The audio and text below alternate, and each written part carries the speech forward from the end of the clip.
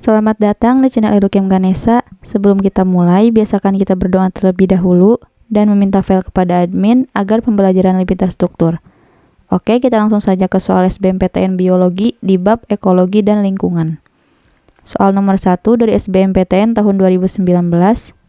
Antara terumbu karang dengan makroalga terjadi A. Simbiosis mutualisme, B. Kompetisi mendapatkan nutrisi, C. Pemangsaan, D. Kompetisi mendapatkan cahaya, E. Parasitisme. Oke, saya berikan waktu 5 detik untuk teman-teman menjawab. Baik, jawaban yang benar adalah E. Jadi, terumbu karang merupakan organisme heterotrof dan alga merupakan organisme autotrof. Oleh sebab itu, maka tidak ada perebutan dalam hal cahaya dan nutrisi. Simbiosis antara terumbu karang dengan makroalga terjadi simbiosis parasitisme. Tampak pada grafik jika persentase tutupan terumbu karang sangat tinggi pada tahun 1970 sampai 1983, yaitu pada kisaran 30 sampai 40%. Maka akan mempengaruhi pertumbuhan makroalga, yaitu hanya kisaran 0 sampai 10%. Untuk tahun 1984 sampai 1998 dan 1999 sampai 2011, tutupan terumbu karang berkurang akan menyebabkan bertambahnya pertumbuhan makroalga. Hal ini menggambarkan bahwa adanya terumbu karang maka akan menghambat pertumbuhan makroalga. Oke, soal nomor 2 dari SBMPTN tahun 2019. Menurunnya persentase tutupan terumbu karang tidak disebabkan oleh A. Meningkatnya suhu permukaan air laut, B. Penggunaan jaring jenis trawl, C. Meningkatnya kecepatan arus, D. Menurunnya pH air laut, E. Meningkatnya jumlah bintang laut mahkota. Oke, 5 detik lagi untuk teman-teman menjawab. Baik, jawaban yang benar adalah D. Jadi, tutupan terumbu karang dapat disebabkan oleh 2 faktor, yaitu faktor alam dan akibat aktivitas manusia. Untuk faktor alam ada 4, di antaranya yang pertama peningkatan temperatur suhu air laut menyebabkan pemutihan pada karang dan pada akhirnya bisa mati. Yang kedua, pertumbuhan terumbu karang yang optimal terdapat pada daerah yang memiliki gelombang besar. Arus diperlukan untuk membawa suplai makanan berupa nutrien dan mikroplankton. Yang ketiga, pH untuk pertumbuhan karang yang optimal yaitu 8. Maka jika pH di bawah asam akan mengalami kematian. Yang keempat adalah salinitas yang terbaik untuk pertumbuhan terumbu karang sekitar 34% sampai 36%.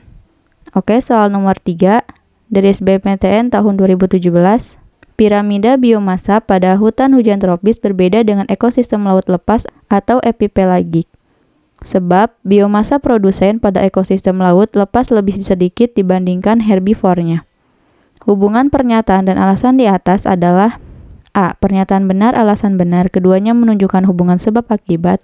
B. Pernyataan benar, alasan benar, namun keduanya tidak menunjukkan hubungan sebab akibat.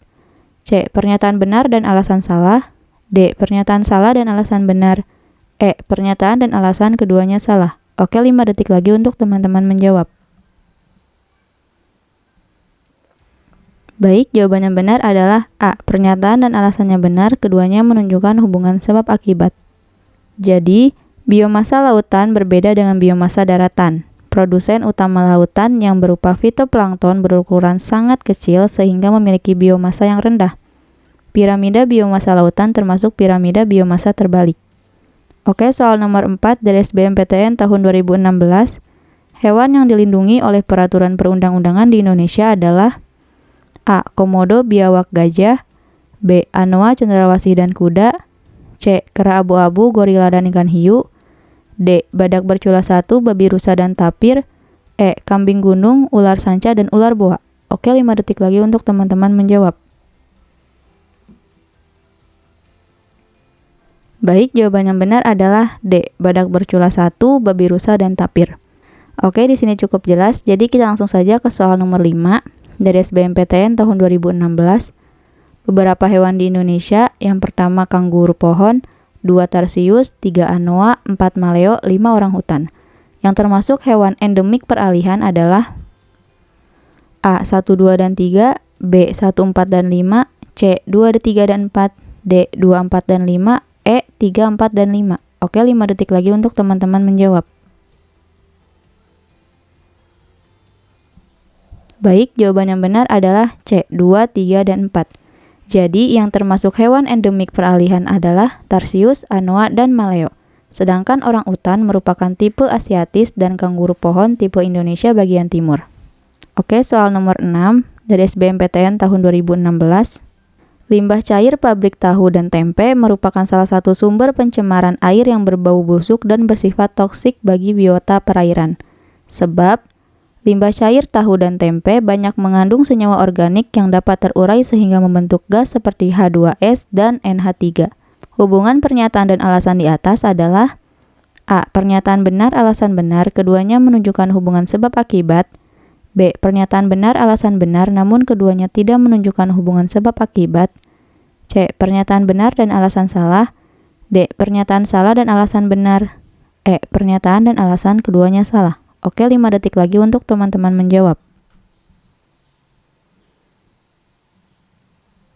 Baik, jawaban yang benar adalah B. Pernyataan dan alasannya benar namun tidak menunjukkan hubungan sebab akibat. Jadi, limbah cair dari pabrik tahu dan tempe dapat mencemari lingkungan karena dapat menurunkan kualitas air dan menghasilkan zat beracun. Limbah cair dari pabrik tahu dan tempe juga dapat menghasilkan gas buangan berupa amonia, nitrogen, dan sulfur yang tidak sedap dan mengganggu kesehatan. Oke, soal nomor 7 dari SBMPTN tahun 2016. Unsur kimia berikut yang termasuk mutagen dan bersifat radioaktif adalah A. Na23, B. Mg2+, C. P32, D. C16, E. Al3+. Oke, 5 detik lagi untuk teman-teman menjawab. Baik, jawaban yang benar adalah C. Jadi, jenis radioaktif yang paling bersifat mutagenetik adalah P32, di mana fungsinya di dunia kedokteran digunakan untuk mendiagnosa tumor otak. Oke, soal nomor 8 dari SBMPTN tahun 2016. Bioremediasi dapat dilakukan secara in situ dengan memanfaatkan potensi sel mikroorganisme ini genus pada daerah tercemar. Sebab, salah satu teknik bioremediasi yang ditetapkan untuk menghindari introduksi mikroorganisme luar. Hubungan pernyataan dan alasan di atas adalah A. Pernyataan benar, alasan benar, keduanya menunjukkan hubungan sebab akibat. B. Pernyataan benar, alasan benar, namun keduanya tidak menunjukkan hubungan sebab akibat. C. Pernyataan benar dan alasan salah. D. Pernyataan salah dan alasan benar. E. Pernyataan dan alasan keduanya salah. Oke, 5 detik lagi untuk teman-teman menjawab. Baik, jawaban yang benar adalah C. Pernyataannya benar dan alasannya salah. Oke, pernyataannya benar. Bioremediasi secara in situ dengan menggunakan potensi mikroorganisme indigenus daerah tercemar. Dan alasannya salah karena bioaugmentasi merupakan introduksi suatu mikroorganisme ke dalam daerah tercemar, bukan bioremediasi. Oke, soal nomor 9 dari SBMPTN tahun 2013. Reproduksi tumbuhan secara seksual menghasilkan keanekaragaman yang lebih rendah dibandingkan dengan reproduksi aseksual. Sebab, pada reproduksi secara seksual terjadi penggabungan sifat-sifat tentuannya yang dibawa oleh gamet.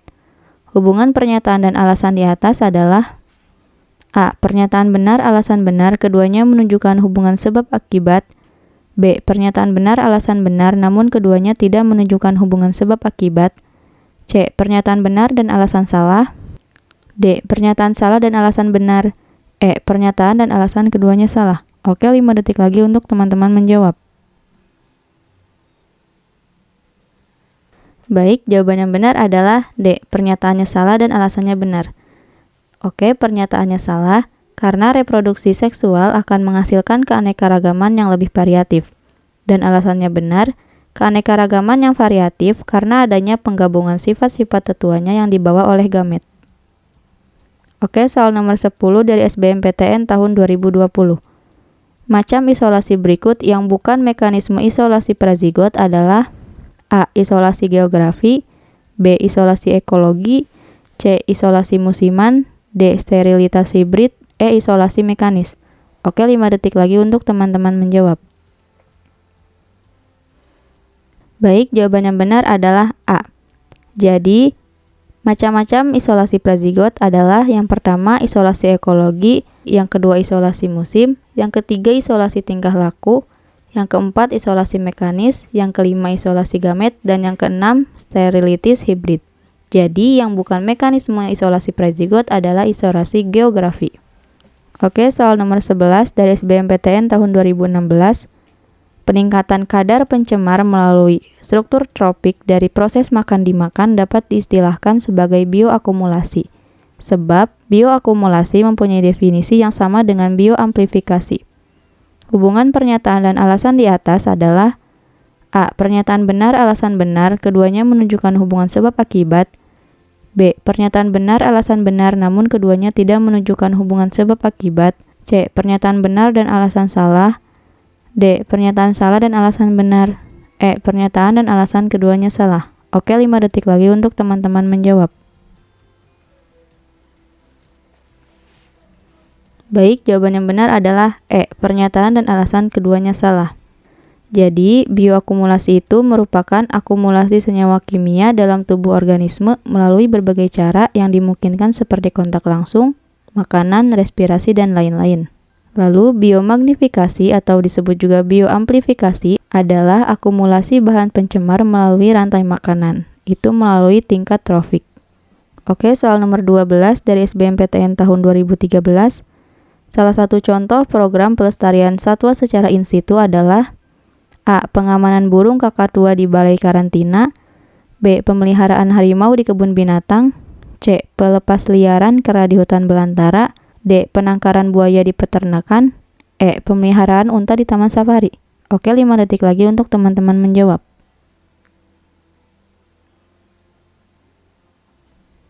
Baik, jawaban yang benar adalah C.